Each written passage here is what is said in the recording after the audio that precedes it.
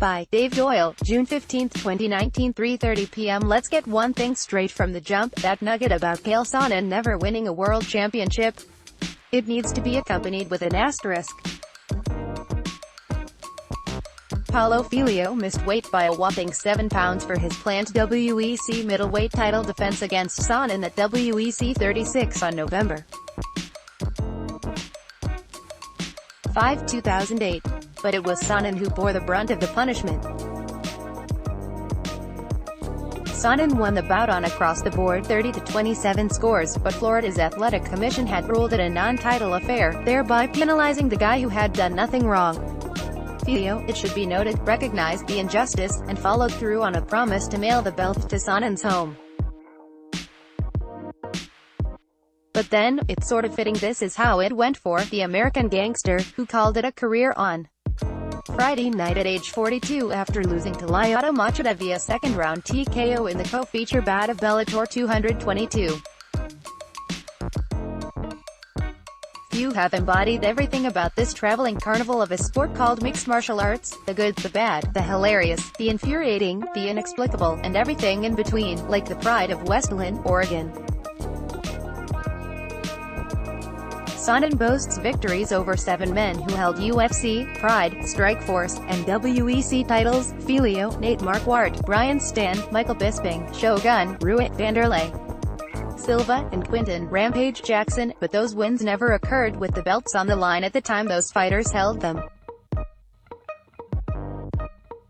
He also embodied everything fight fans profess to love.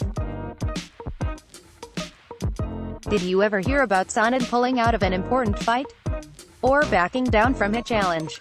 Sonnen stepped up to the biggest tasks, even the ones which sounded insane, like when he agreed to fight John Jones on 9 days' notice in an attempt to save UFC 151.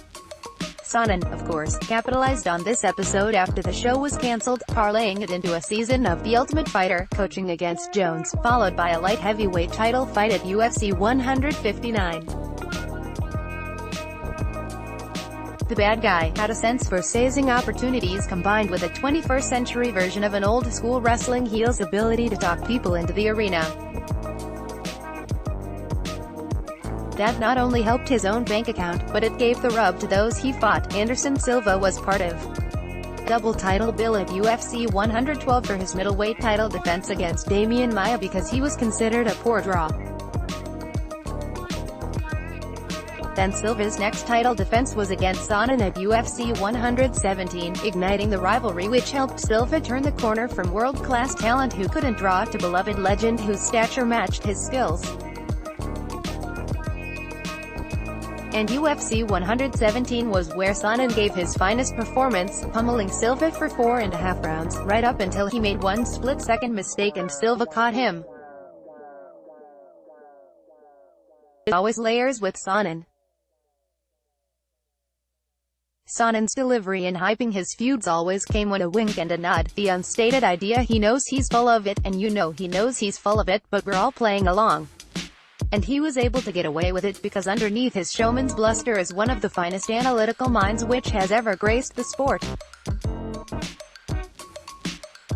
Sonnen not only has the technical knowledge, he also has the ability to take complicated subjects like high-level grappling exchanges and explain them in a way easy for a casual fan to understand, which guarantees he'll have commentary gigs for as long as he wants them. And that's the subtle difference between Sonnen and the trash talkers who have since emerged. Let's use a pro wrestling comparison here. 20 years ago, putting a wrestler through a table got a huge reaction from the crowd. Then they had to put them through 2 tables to get the same response. Then they had to light the tables on fire. Give them another 5 years and they'll probably shoot wrestlers out of cannons through the tables. We've kind of seen the same progression here in MMA trash talk. Sonnen's nuances gave way to Conor McGregor, which gave way to a host of people trying too hard to be the next Conor, which inevitably produced Colby Covington, who had Sonnen's shtick down with none of the charm or wit. Always layers with Sonnen. Not so much with others. No, I'm not avoiding the elephant in the room. I know Sonnen got nabbed for cheating more than once. I'm just going to come out and say something which has been danced around. In a people business like journalism, you tend to give more slack to people who are good to you, personally, than those who weren't. It's simple human nature. Sonnen could give a writer the material they sought like few who have ever played this game.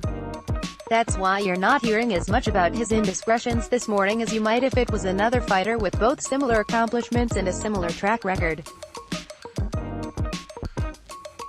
Anyway, there's no doubt Sonnen paid a steep price for his second suspension. He lost a lucrative Fox Sports gig just as he was branding himself the game's leading fighter, broadcaster, and he was still headlining and co-featuring big PPV points cards when he had to step away. That's plenty of punishment for his actions.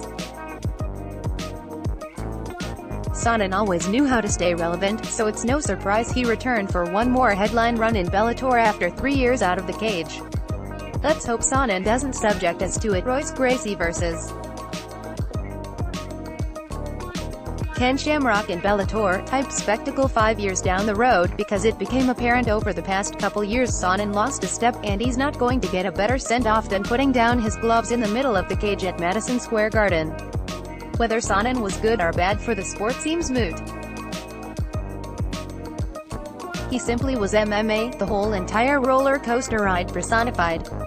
And since a technicality robbed him of that world championship designation he earned in the ring, being the face of an era isn't a bad consolation prize.